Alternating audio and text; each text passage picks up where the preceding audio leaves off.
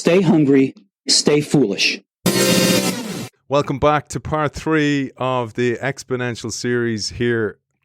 Welcome back to part 3 of From Incremental to Exponential with Ismail Amla. It's a fantastic episode and it's part of the Exponential series. Again, that's coming to an end as well.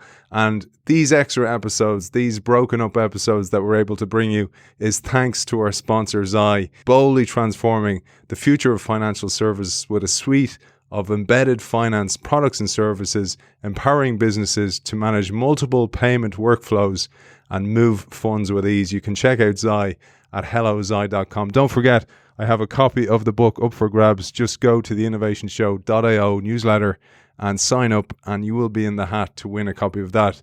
I'll be drawing from the hat this week as well after the publication of that episode. One last ask for you is please do leave a review for us on iTunes and subscribe to us on the YouTube channel to help us grow and get in front of both more ears and more eyes. For now, enjoy this magnificent episode with Ismail Amla. Over the past 2 decades, our guest has participated in dozens of innovation exercises with numerous companies.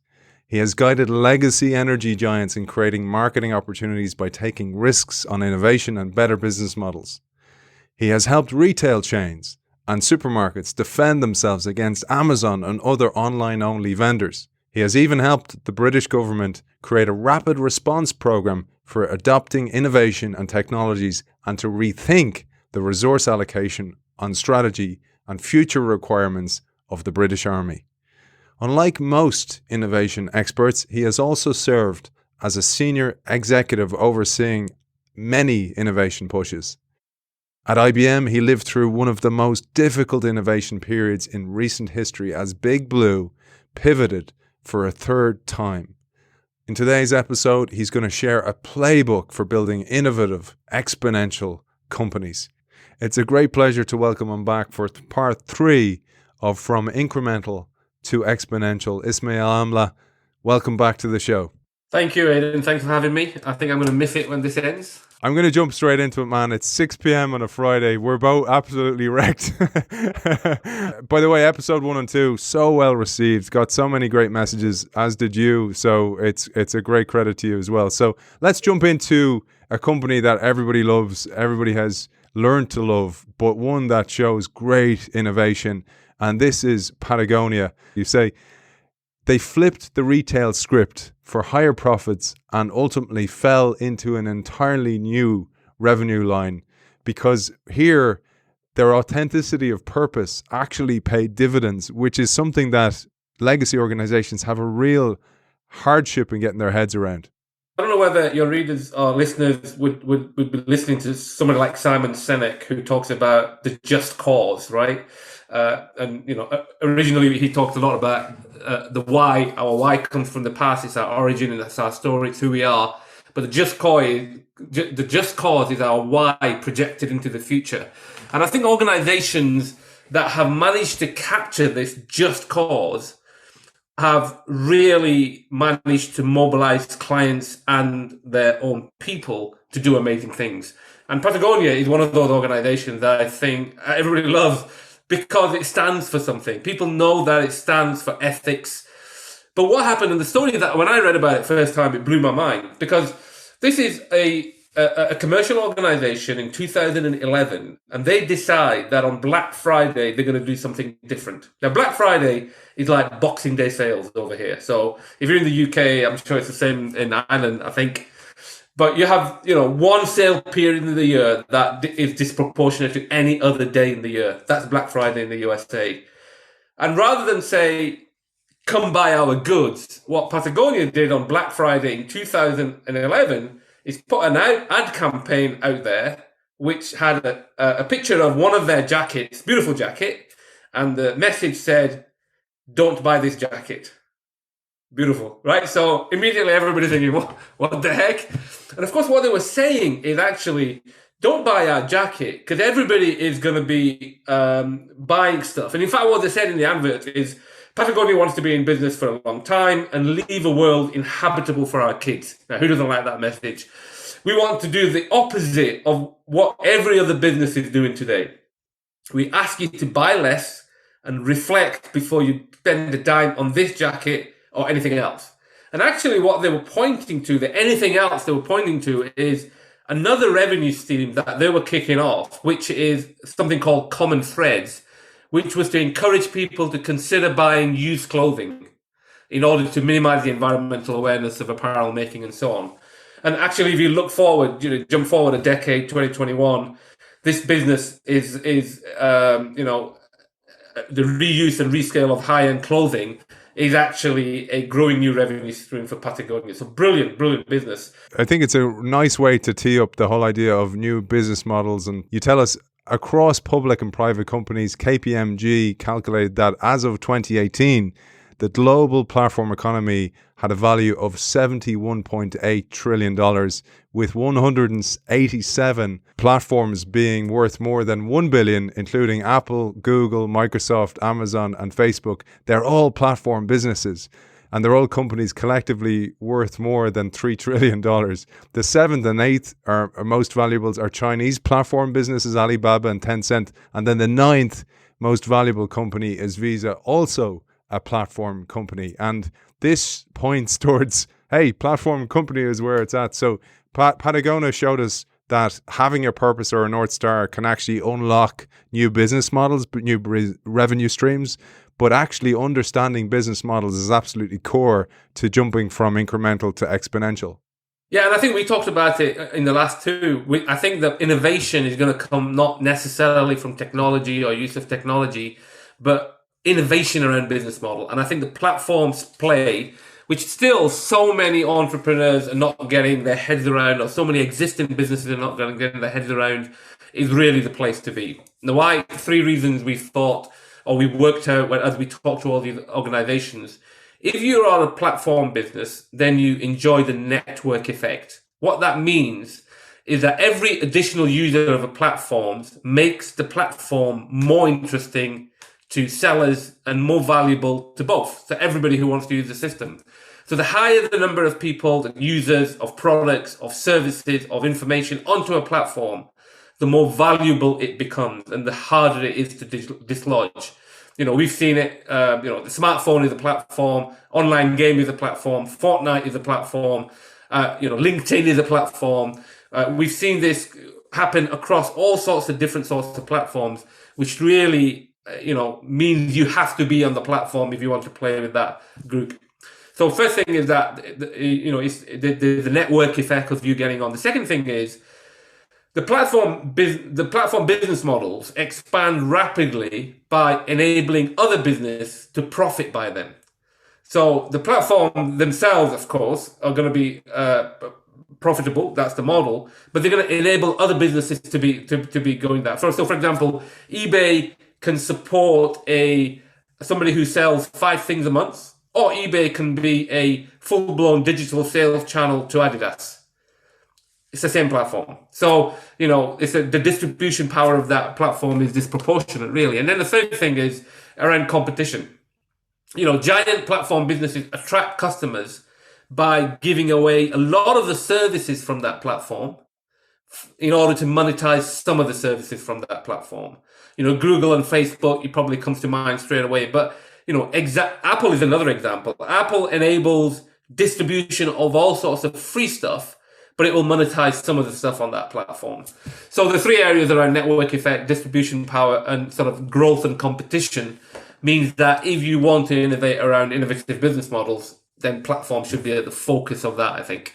And one of the things you say in the book, bringing it back to Patagonia, is Patagonia have actually utilized those platforms. For example, the great example you gave was actually setting up a Patagonia shop on eBay, and then removing the whole idea of making profit from it. So they're able to have peer-to-peer sellers to really live their purpose. Exactly right. And they were a little bit ahead of their time, right? Don't forget, this is 2010, 2011.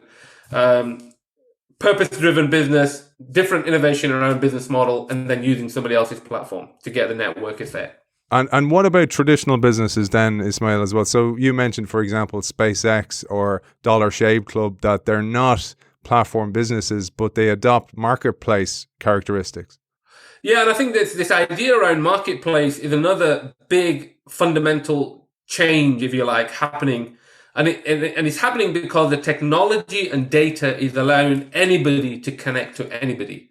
And when anybody connects to anybody, you've got a potential for a marketplace.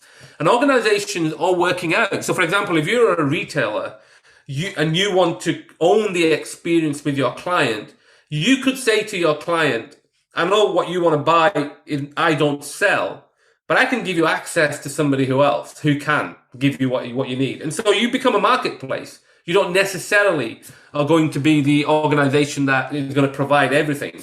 And I think we're seeing so much of that. Anything, Dollar Shave Club and SpaceX you talk about, but we've read about Tesla expanding beyond cars. It wants to make entertainment offerings via its car systems. We've seen General Electric dabbling in marketplaces and platform businesses, even farm equipment manufacturers, John Deere, and talking about how do they use the platform they have, or how do they use the technology they have to become a marketplace. So I think the other big things, and one lesson that we came across, which I thought was really profound, is that when Amazon was building their platform, if you remember some of the write up on this, they famously enforced that everybody and everything needed to have an application program interface. Everything needed to be an API, so all internal businesses could lock into that.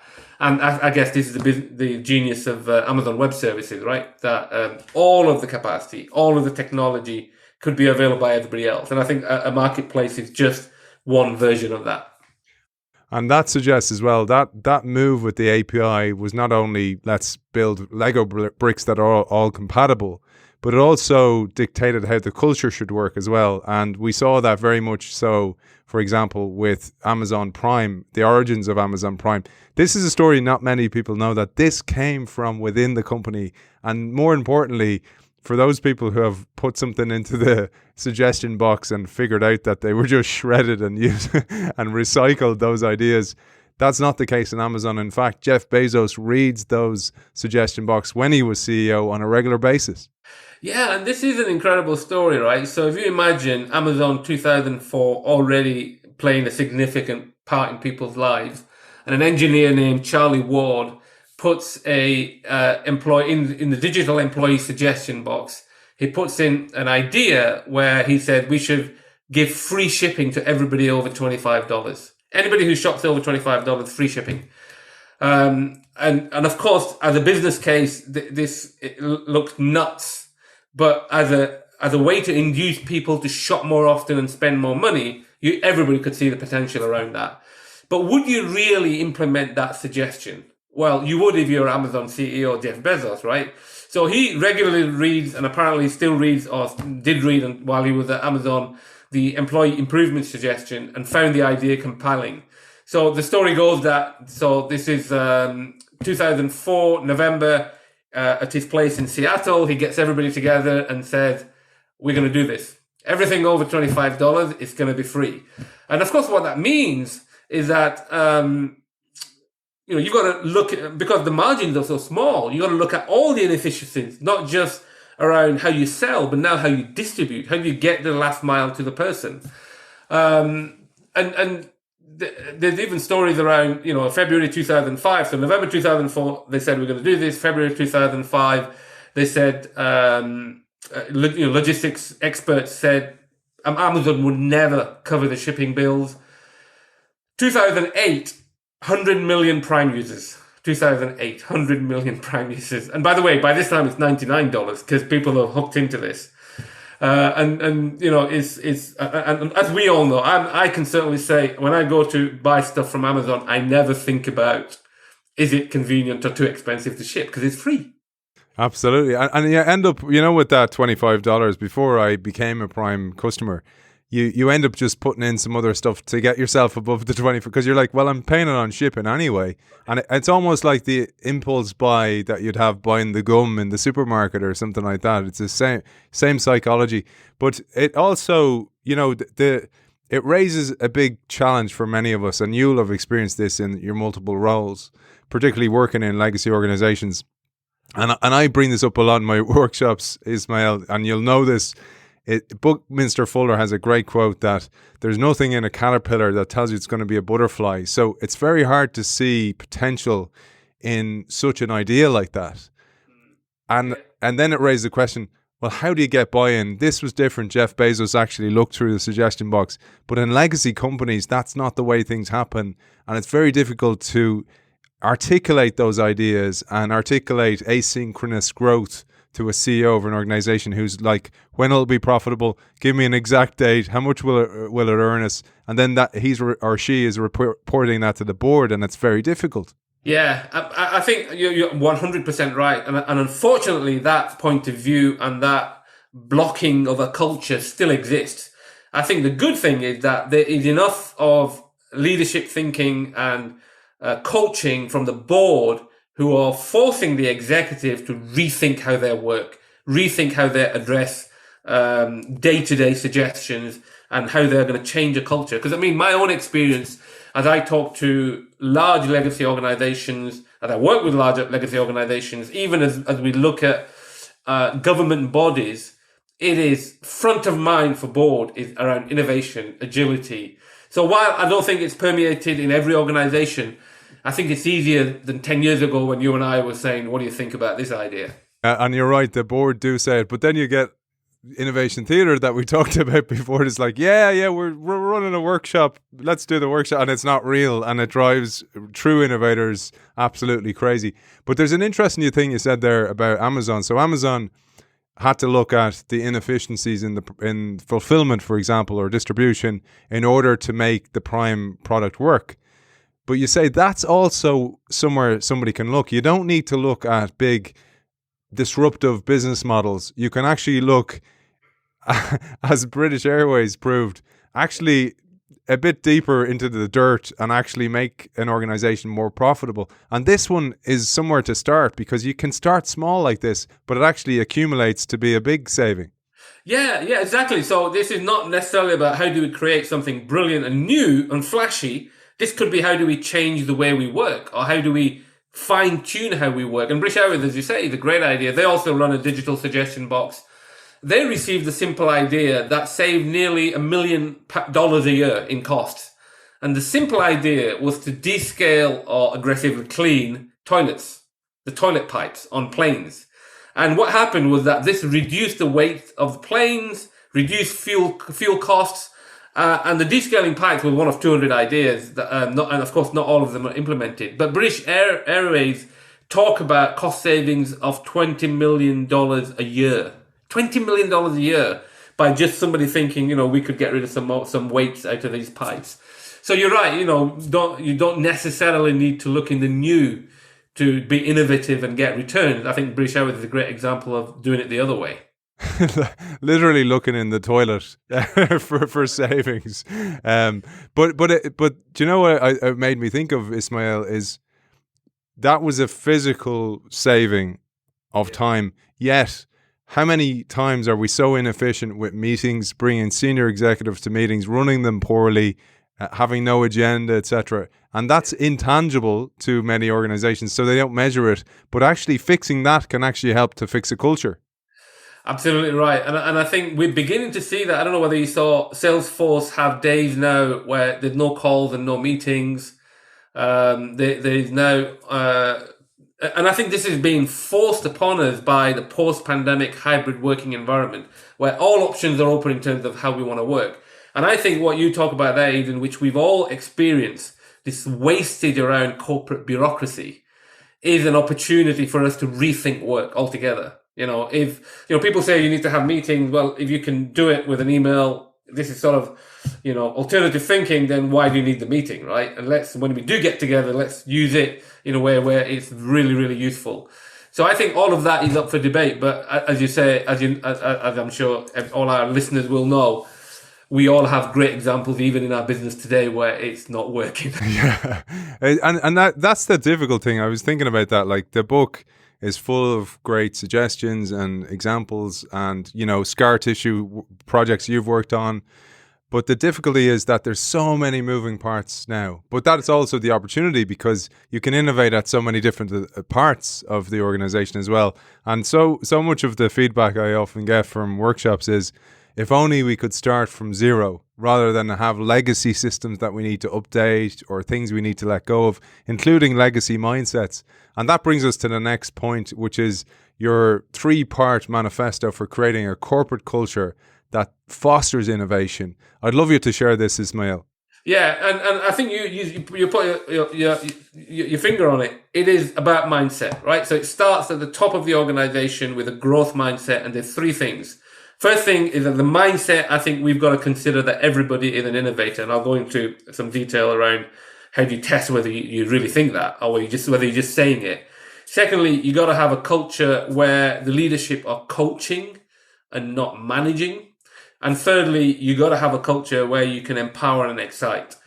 And so, for example, if you think about, assume everybody is an innovator, and everybody, you go into most organizations, and most leadership people will say, yeah, of course, we tell our people to innovate all the time. Everybody's an innovator. We have an open culture. And then you say, okay, how do you actively give your employee the chance to innovate? Do you have formal innovation programs? Do you give them time off to innovate? 3M gives them, a day a week or whatever it is to say, you go and have a think about other things. Do you have a digital suggestion box, or do you have a social network which allows you to do that? Do you have, if I was to say, what did you innovate that failed? Would you have a room you'd take me to and say, look, these are all the things that didn't quite work out, but we might come back to them? And how do you recognize and incentivize? So I think, while it's a big idea, you can get very specific very quickly to test whether you're innovating. The second question, around let's create an environment where you've got coaches and not bosses. If you consider that most of us, or a lot of us, are now knowledge workers, right? Even manufacturing and service workers know how to do their jobs. But if you tell them how to do their jobs, that is step number 1 to making them unhappy. Right? What you want to tell them or ask them is what you need doing. And then you've got to give them some creativity. You've got to give them learning, continuing education, and coach rather than tell. And this becomes really, really important. And then again, what are the tests? So the tests are, because a lot of organizations will say, yeah, we've got an empowered organization. Okay, have you done any communication skills in the last 2 years that's different from the last 20 years? For your organization. So you've not changed how you communicate with your employees. Do you have a meeting protocol where everybody is allowed to speak? Or is it always the loudest? Is it always the blokes? Is it always the there's all that. I mean, what training do you give to get managers to better motivate their employees rather than tell them you're getting paid for this, so why don't you do this? Because that's the mindset change as well. So there's lots of things. Is the physical space designed to foster collaboration, and lots of good examples around that as well. So coaches, not bosses. So, and the third thing that we've got to create is in an environment where we're empowering and exciting, and that is an active act of leaders creating an environment where people feel included, they're aligned with a purpose, they have a just cause, so they believe in this, and then there's very clear deliverables that everybody is going to be aligned and recognized on. And again, that's an active measure that I think leadership can take on. Beautiful. And we'll jump into a few of the tactics now in a moment. But if you wouldn't mind sharing, if you can share, I know we can anonymize this. So this is something we've all happened is Steve Jobs famously said, don't hire good people and tell them what to do. So don't bring them in. But this happens with innovation work all the time. It's hire a head of innovation, tell them not to do these things or to do these things and start directing them. You're kind of going, why did you hire me in the first place? And to your point, people who work in change or innovation tend to be even more sensitive to being told what to do. It's terrible being told what to do by somebody who actually doesn't have a clue about what to do. And this happens all the time in this work.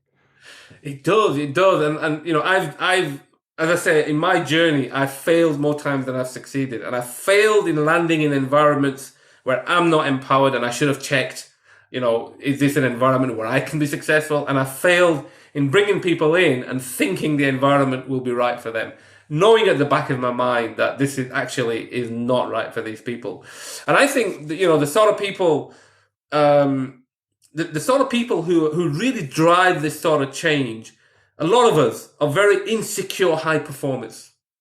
A lot of the reinforcing activities around keep going. It's your idea. It's brilliant. It might fail, but we're going to, course correct and keep going. I think we innovators and people who want to drive change need that space to be able to do that. And actually, that's the antithesis of give me predictability and give me quarterly results and give me, less managed risk of everything that we're doing. And I think that's, people who address that balance, Aidan, I think are the people who succeed. Oh man, you've just opened some old wounds there and thrown some salt in them, man. I did exactly the same thing, not doing my homework.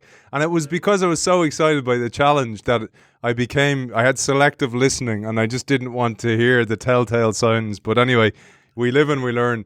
And this raises a different thing, which is we had the brilliant Ian McGilchrist on the show before, and he was talking about the brain on the show. But he had a killer line, Ismail. He said that creativity is both a discipline and an undiscipline.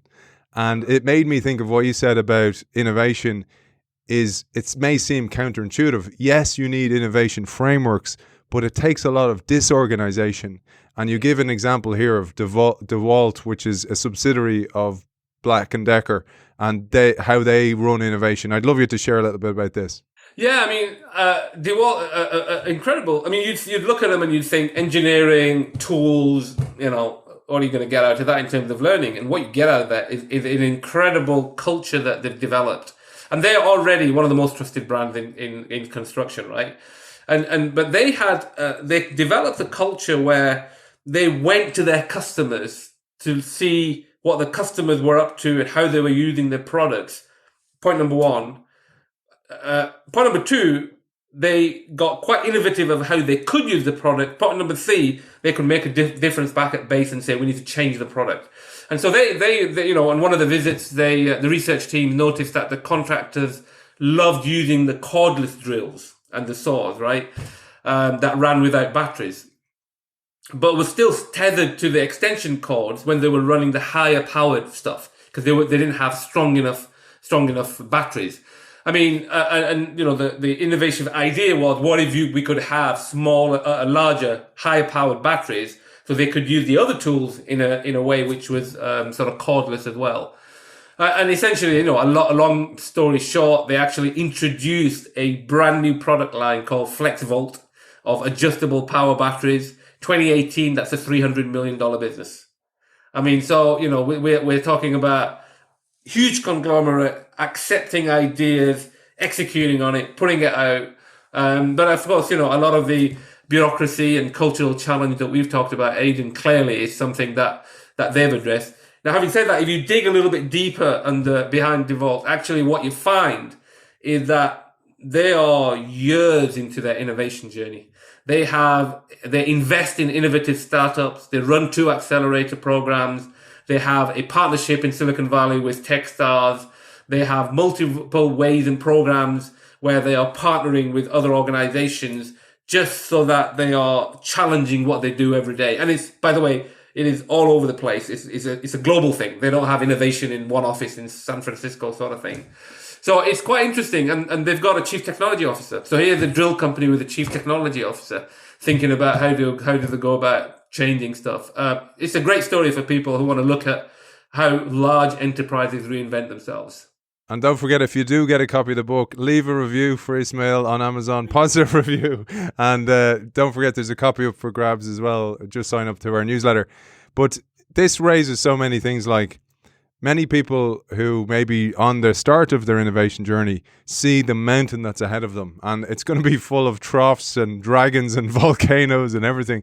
It's a treacherous journey, but it starts with new information like this. I mean, that's what drives me, Ismail, is sharing this information. That's what drives you in sharing the book, is helping other people not make the same mistakes as much as you can. And I say all that to say, okay, so you've got the idea, you want to change, you want to have a culture of innovation within your organization. What do you do next? And next you share some of the tactics that you can employ. So tactics of innovation-driven companies involves things like innovation prizes, contests, design sprints, etc. Maybe you'll share some of your top lines on these. Yeah, I mean, everybody, a lot of people have heard of the Ansari Prize, right? The X Prize, launched in 1996. So this isn't new, right, in terms of this thinking. And this was around how do you drive innovation in space launches and space flight. $10 million prize. So it got a lot of attention. It was by Peter Diamandis. And of course, this was won by an entrepreneur with the backing from the Microsoft guy, Paul Allen, in October 4th, 2004. So the competition ran for 8 years. And of course, in doing that, what they did was they changed the airspace industry forever, right? They despite the heavy presence of Boeing and Arianespace and so on, here we have somebody winning a $10 million prize around innovation in space. But it doesn't have to be huge and big and 8 years and so on. I think the other example that I like is the duct tape, right? The duct tape example is great by the company ShoreTech. And they have a contest which says, look, show off how you can use duct tape for an unexpected task. And there's been lots of different people who've tried this, but the one that really stuck is creating prom dresses just by duct tape. And I went just before the show, I was doing a little bit of research on this. And if you go on Pinterest, there's actually a whole channel of people who've entered this competition and created dresses in duct tape. And you can imagine the branding, how the employees feel good about themselves, how everybody gets engaged, and it cost them 10,000 college scholarship. That's the cost of all of that. They've got a channel on Pinterest as a result of doing that. So I think those are great ideas. I think the other thing is giving time. A tactic is tell people you've got half a day every 2 weeks to go and think. Time to do that, and that's hard. It changes culture. It changes your relationship with your boss. It changes what you think your job is. All sorts of things. And 3M, we talked about being one of those organizations that have done something like that.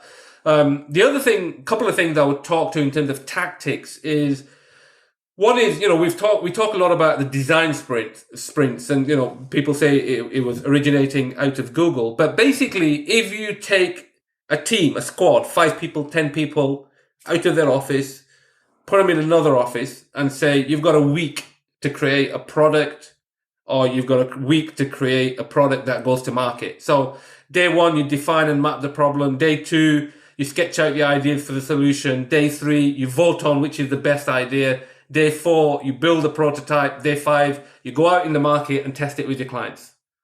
And the learning you get is, in terms of cultural change, in terms of what the ideas might be, all of those, and these, the design sprint ideas is now at the core of the McKinsey, Facebook, Dropbox, Medium, Airbnb, all those businesses. This is how they go about doing the next set of great ideas. And the last thing I would do in terms of tactics is, there is no shame in not necessarily stealing, but building on other people's ideas. I think Steve Jobs, and we talked about this in 1994, said Picasso had a saying: "Good artists copy, great artists steal." And I think, again, I'm not advocating or condoning you go out and steal other stuff, but if you think about where amazing products have come from. So the iPod example came from a British inventor, Kane Kramer. It wasn't invented at Apple. iTunes was built on a technology purchased from SoundJam. Apple didn't invent iTunes. We know that iPhones frequently copies Samsung's mobile technologies and vice versa. We know that Zuckerberg built Facebook, or now Meta, by taking pages from MySpace and Friendster. And, it continues to do that. It tried to do that with WhatsApp, had to end up buying it, and so on. So these are brilliant brilliant technology companies who have not been ashamed about saying, hey, that's a great idea over there. Let me see if I can build on that. Yeah, I love that. And the other thing to say on that is that by looking at an adjacent industry, you can actually get great ideas. The great one I heard was Henry Ford. So Henry Ford got the idea of the assembly line from a meat factory. So that type of idea of what's adjacent that I can use for my organization or my product and bring it to new lives. But there's an interesting thing you said there. Take a group of people and put them on a project. You give a brilliant example in the book, and it reminded me, I don't know if you've seen this, Ismail, and maybe your audience have seen it as well. There's a Netflix show called Inventing Anna, and it's about Anna Sorokin, the girl who scammed millions. And in that, there's a reporter, and the reporter engages a group of disgruntled disgruntled journalists, and they say they're in Scriberia, right? These people who are just put out to pasture a little bit. And it reminded me of the magnificent story you share about Pixar and Incredibles 2. Yeah, I mean, that again, one of the fun things about the book and is you come across these stories which it changes your perspectives on everything, right? And here was around, and what we were trying to look for was, how do you identify and incentivize innovators? And if you were creating this small team which is coming together, how do you make sure you've got enough disruption and enough thought going into that, which is going to create big ideas? And great example comes from Pixar. So I think we'll all remember Incredibles and Incredibles 2, the groundbreaking animation film from Pixar Studios. The film director wanted to make a movie that everybody in the studio told him that was technologically impossible. So what was the thing that was impossible? The thing that was impossible is these little things that sort of get my attention. The thing that was impossible was that you couldn't animate flowing hair. Now, I don't have that problem. You still have that problem. But you couldn't animate flowing hair in a way that could look realistic. So computer graphics system at the time could not generate animation with hair that was lifelike. So the film director sought out employees who were actually not satisfied with their roles at Pixar. So think about it. He's saying, I want a team. I want a team of everybody who's unhappy. That's going to be my team. But not with the company itself, not with Pixar, but with the work they were doing. And then he took these people, he formed them into a band of black sheep, effectively. And he told them that they were empowered to break the rules and just solve the big problems, like the flowing hair, without consulting the old playbooks. And so by tapping into people wanting to do something better, by creating a new way of doing this, they created cinema history, really. And it started with "Bring me your unhappy people." Fantastic. Brilliant. Oh, it's brilliant, man. And talk about giving people a purpose again. People who feel maybe stuck in their roles and releasing them and giving them a new lease of life. A magnificent story. So, Ismail, you have a brilliant chapter called "From Dinosaurs to Eagles," and this is where you give case studies of organizations that were dinosaurs and became eagles and had a new lease of life, just like those employees that were disgruntled. And one of them you worked on and you worked with was Sainsbury's, a magnificent resurgence, a magnificent transformation from a dinosaur to an eagle. Yeah, no, I mean, when you think about businesses wanting to reinvent, I remember coming back from the USA in 2019, and all I could talk about was Amazon Go. Because it had just been launched on the West Coast. This idea of you walk in, take what you want, walk out. I thought, oh my goodness, this is going to totally disrupt the retail sector, just like they did in the book sector. And then I'm reading the Evening Standard, and I read this place which says Sainsbury's opened their own version of Amazon Go in Holborn. I'm thinking, this is, I don't know, 150, 200 years old British retail agency who are actually keeping up with the Amazons of this world. And fantastic thoughts in what they've done in terms of the innovation. And don't forget, Sainsbury's have Sainsbury's Bank, they have Sainsbury's Retail, they have people from different sectors working in those organizations, bringing different ideas. But just the idea that they've got a retail and a banking operations cross-collaborating here, you start to get very different sort of answers.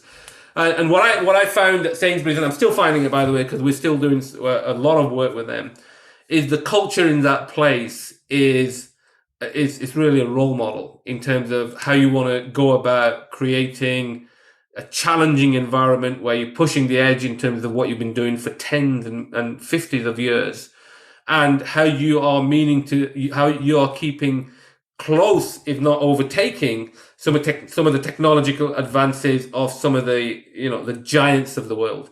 But it also then made me think, actually, if Sainsbury's can, and Walmart is another brilliant example of organizations actually competing with Amazon. Amazon have got their own challenges now, right? As in terms of their size, they've got a new leader, the culture is changing. Of them having to reintroduce some of their old culture and new innovation.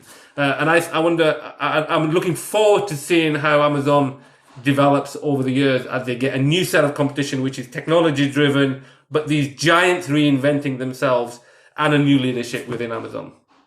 Ismail, I mentioned it's almost 7 p.m. on a Friday, and I'm keeping you from your family, and you've been traveling as well, and it's just been an absolute pleasure. I feel like we've connected, which is great, and I'm sure we'll end up working together some way in the future. But I have a final quote, and I don't want to finish with the final quote at the final call to action. I want it to come from you. So how about I give that quote, and then I'll pass over to you to close today's show. But where can people find you? By the way, I've really enjoyed this. It's been a lot of fun. I've learnt stuff. I hope the audience has as well. So LinkedIn, Ismail Amla, or Twitter, Ismail Amla. And I'll share this quote now and then over to you to close today's show.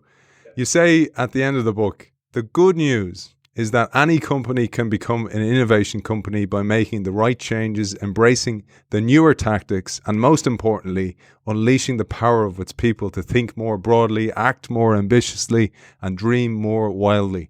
Legacy companies may have many advantages, and the ones that make that focus a cornerstone of their culture will have a leg up regardless of what they face. I absolutely loved that line as the way you closed the book, and I thought it was fitting to close this episode of Incremental to Exponential with that quote from me. And I want to thank you before you finish today's show, author of Incremental to Exponential, Ismail Amla. Thank you for your time, support, and energy in the show. Thank you.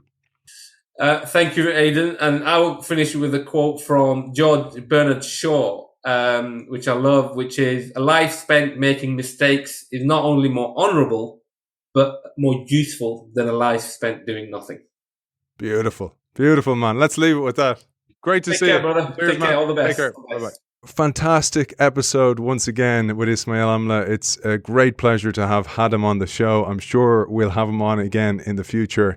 I want to thank our sponsor Zai before we leave today. Zai is boldly transforming the future of financial services with a suite of embedded finance products and services, empowering businesses of all sizes to manage multiple payment workflows and move funds with ease. You can check out Zai at hellozai.com, and I'll see you next week for the final part of the Exponential series, this time with Guy Perlmutter. See you next week.